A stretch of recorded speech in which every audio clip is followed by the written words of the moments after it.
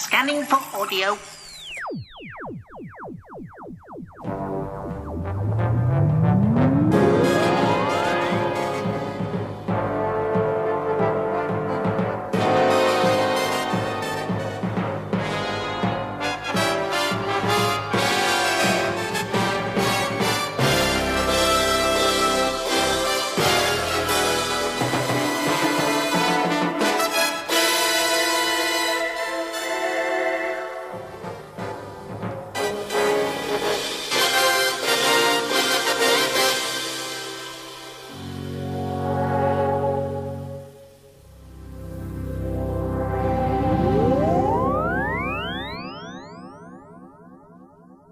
Welcome to another Tin Dog podcast in the summer of Blake 7. Ah yes, we're already at episode 6. Episode 6 of course being Seek, Locate, Destroy. Blake's really throwing himself into this whole being a terrorist thing. Despite the fact that last time's story, consisted mainly of messing about with a bunch of illegal clones. We've got to get back to the root cause, the important bits of all this. And this story marks the introduction of, we'll get to that in a minute. Blake's not very good at counting. Now, he knows the program's called Blake 7. He knows that there's 6 of them. Unless you're counting the computer, which I would. Which means that when Orak turns out, it's Blake's 8. That's if you count himself. It gets very confusing. So if you're not counting himself at the moment, it's still Blake's 5. Or Blake's 6 if you count the computer. So if you count both computers, doesn't matter. So, Blake's decided to launch this raid, this sort of Enigma-style raid where you'd get the Federation's communication computer. Yes, it's a kind of a whole Enigma-style thing. The computer itself looks like a very long piece of metal. Not very exciting, but bizarrely it actually does look like a component that you'd get in a PC these days. Blake likes hurting the Federation in the communication centres, as we've already discussed a couple of podcasts ago. But this whole plan seems to have more of the air of Avon about it, on the grounds that it's a computer component that they're going to nick. So, they teleport down, there's a bit of antics, mainly involving the world's worst robot. The security robot, owned by the Federation, is absolute pants. It launches a flamethrower at a flappy piece of rope. It is terrible to look at. It is ludicrous, and yet I'd still rather have one of those than an android. Robots should look like robots. We'd feel better about that. And no matter how much money you throw at a robot that looks like this, it's still going to look, pants. Let's not dwell on it. Perhaps the Federation had some money left over in some sort of arts funding budget, and that's why this thing ended up looking the way it did. Perhaps it didn't. So yes, it's a botched, bungled attempt at blowing something up. And then they decide to put some explosives in the communications room, nick the component, and then teleport out of there, give themselves all lovely back slaps, and then flying off in the opposite direction after they've had some missiles fired at them. The missiles in question do not turn into a rather surprised-looking whale and a bowl of petunias. No, they eventually just run out of fuel and blow themselves up, as opposed to just running out of fuel and drifting a bit. Callie, however, has lost her teleportation bracelet. She's lying in some rubble. And by rubble I mean BBC rubble, which means under a bookcase. She's lost her bracelet, which means she isn't transported back. We now have a rule for transporters. They need to have some sort of bracelet, and the bracelet needs to be attached to someone. If the bracelet isn't attached, the bracelet doesn't transport, which seems odd. But basically, she's unconscious.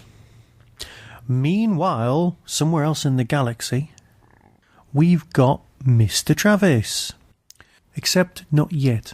We've got a character who is synonymous with Blake 7.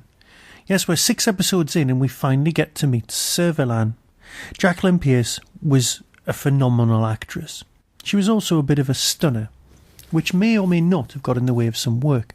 But once Servalan turns up, it's a whole different ballgame. This series goes up a notch and down a notch simultaneously, because no matter how well you write her, she's always going to be a version of a pantomime villain.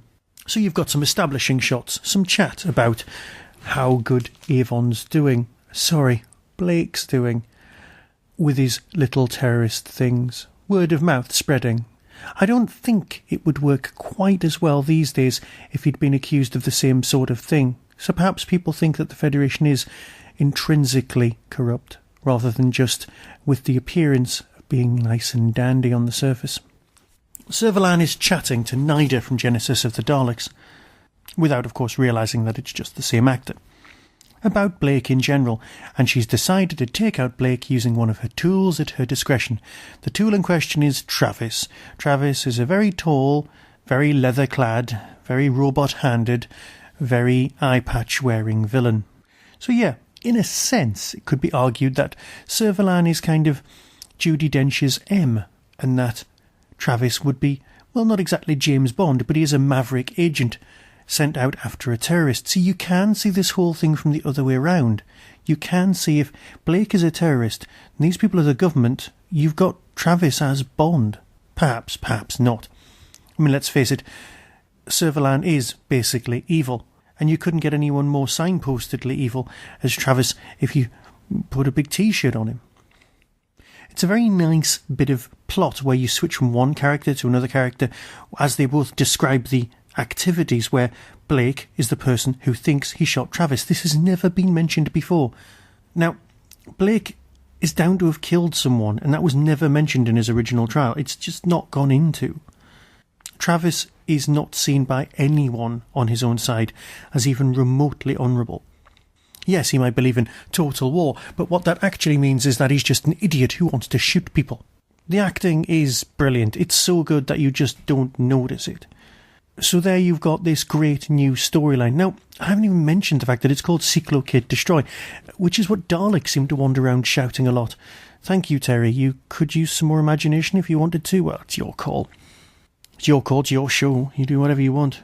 So Servalan's been sent out to take out Blake with Travis. Travis is the weapon. He's also not thick. So he's got Calais in.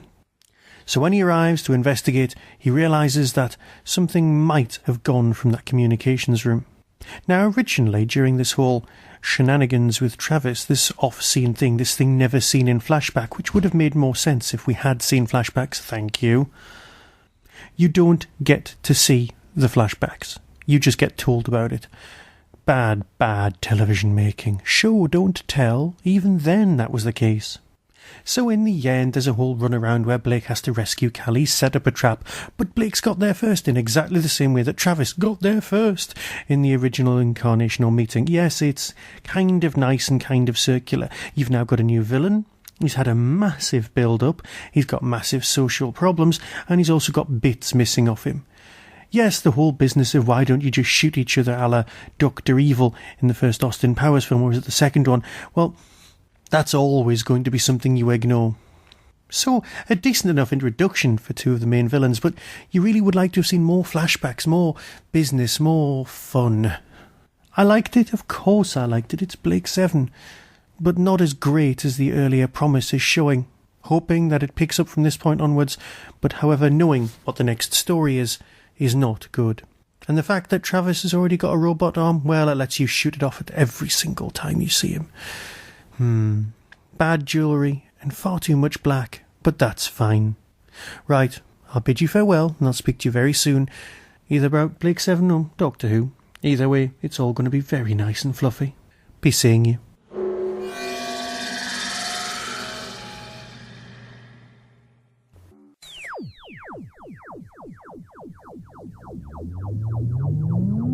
You've been listening to the Tin Dog Podcast, available on RSS, iTunes, Stitcher, Audio Boom and Tumblr. Doctor Who and its associated works are copyright of the BBC. No infringement is intended. You can contact the show, donate, buy merchandise or find out more about my other projects by visiting the Tin Dog Podcast homepage and clicking on the links. The Tin Dog Podcast is a founder member of the Doctor Who Podcast Alliance.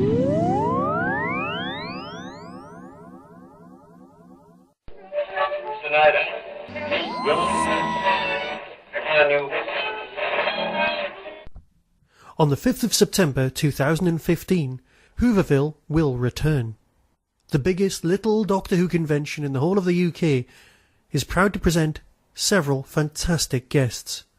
First off, is the Colin Baker, a man who needs absolutely no introduction. Guests also include the author Jenny Colgan, responsible for Dark Horizons and Time Trips, Richard Marson, the man behind JNT, The Life and Scandalous Times, and the brand new book Drama and Delight, the biography of Verity Lambert, Dan Starkey, the man behind the mask when it comes to Commander Strax, and of course Ian the Elf in the Christmas special, Terence Dix, one of the men behind the Third Doctor and more Target novelisations than you can shake a stick at, the actor David Benson, from Robot of Sherwood, Iris Wildtime and the Scarifiers, Matthew Waterhouse, yes, Adrake, Michael Pickwood, the current production manager on Doctor Who, and Karen Louise Hollis, author of The Man Behind the Master, the biography of Anthony Ainley. More guests may be added, but either way, that's a fantastic lineup. Visit the Derby Quad website on www.derbyquad.co.uk and follow the links. Saturday the 5th of September 2015. See you there. Tonight, Bill, on you